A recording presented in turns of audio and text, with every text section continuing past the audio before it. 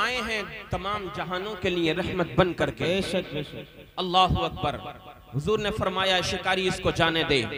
आका की बात को मान लिया, उसने छोड़ दिया। वो हिरनी गई है, अपने बच्चे को दूध पिलाती है। जब वापस आती है तो तने तन्हा नहीं आती है, अपने साथ में अपने बच्चे को भी लेकर के चली आया करती है। अल्लाहु अकबर। अर्ज करने लगी, या रसूल अल्लाह, आपसे वादा किया था, मैं वापस आ गई हूँ। मेरे आका ने उसको पनाह अता फरमाई। अल्लाहु अकबर। हम उस पैगंबर का कलेमा पढ़ा करते हैं कि जिसके सर पर कोई हाथ रखने वाला नहीं था, मेरे आका ने उस यतीम के सर पर भी हाथ रखा है। हम उस पैगंबर का कलेमा पढ़ते हैं, अगरचे ईमान वाला ना हो, जिसके तन पर ढकने के लिए कोई कपड़ा नहीं था, दर दर की ठोकरें खा रहा था वो यहूदी का बच्चा के काश मेरी माँ के बदन को ढकने के लिए कोई कपड़ा मिल जाए। ओ लोगों, आज तुम कहते हो हम आका का कलेमा पढ़ते हैं, मगर ऐसा कौन सा गुनाह नहीं है जो तुम नहीं करते हो।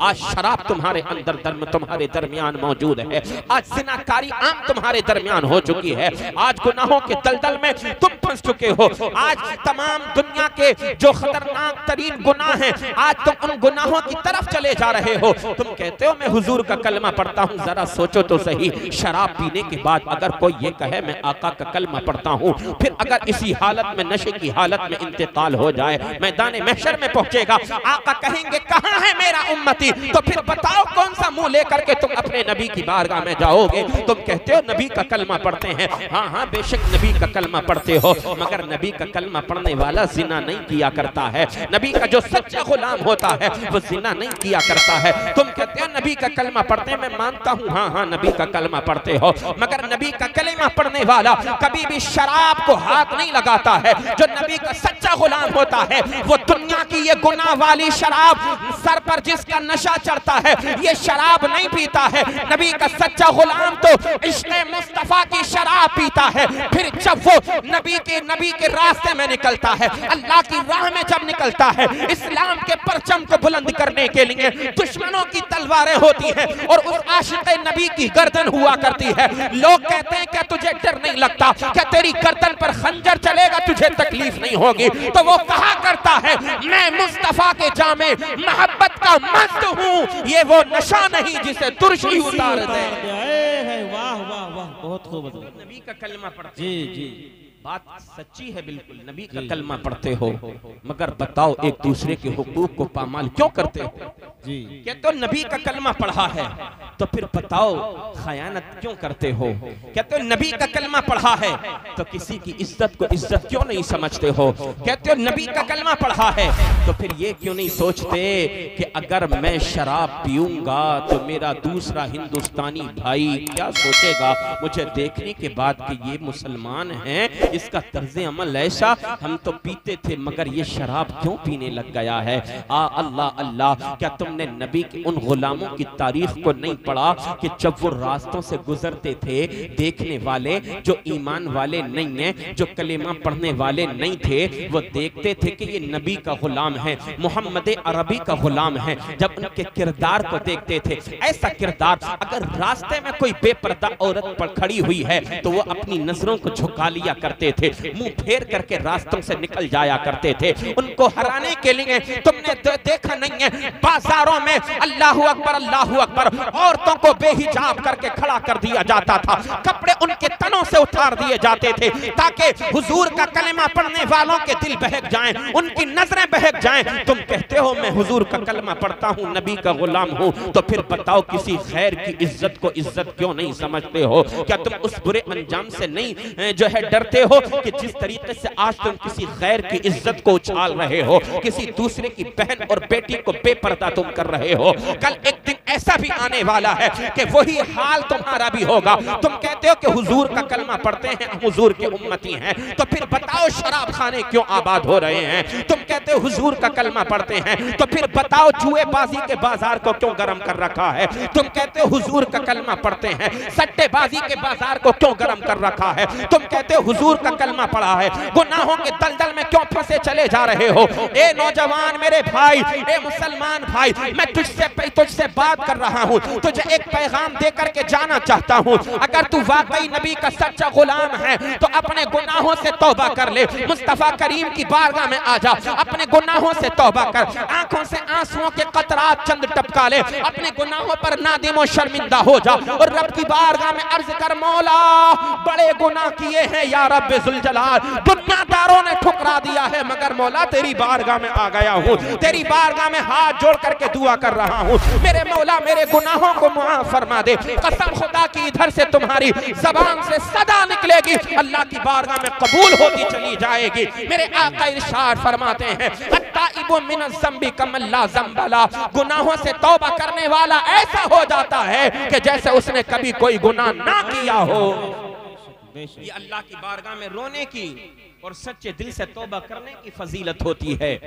अल्लाहु अकबर। याद रखो, जो भी गुनाहों के दलदल में फंसे हैं अपने गुनाहों से तौबा करें।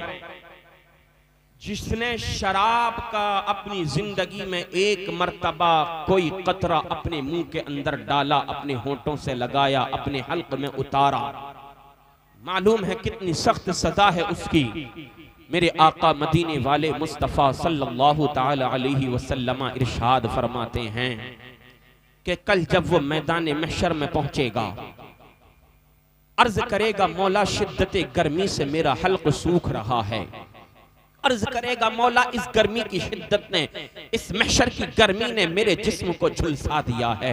आसमान का सूरज सवा नेज़े पर है, जमीन आज तांबे की हो चुकी है, जरा सी गर्मी आज पड़ जाए तो तुमसे बर्दाश्त नहीं हो पाती है। घरों में कूलर का इंतजाम करते हो, पंखे लगाते हो, एसियां अपने कमरों के अंदर लगाते हो। ये तो आसमान का सूरज न जाने कितने लाखों हजारों करोड़ों मील ऊपर है, लेकिन उसकी गर्मी इतनी खतरनाक होती है कि इंसान बेचैन और बेकरार हो जाता है। तो फिर सोचो, मैदान महशर में ये सूरज जब सवा नेज़े पर होगा तो इसकी गर्मी का आलम क्या होगा। अल्लाह अल्लाह। अर्ज करेगा, मौला प्यास लग रही है, प्यास लग रही है, या रब्बे जुल जलाल पानी दे दिया जाए।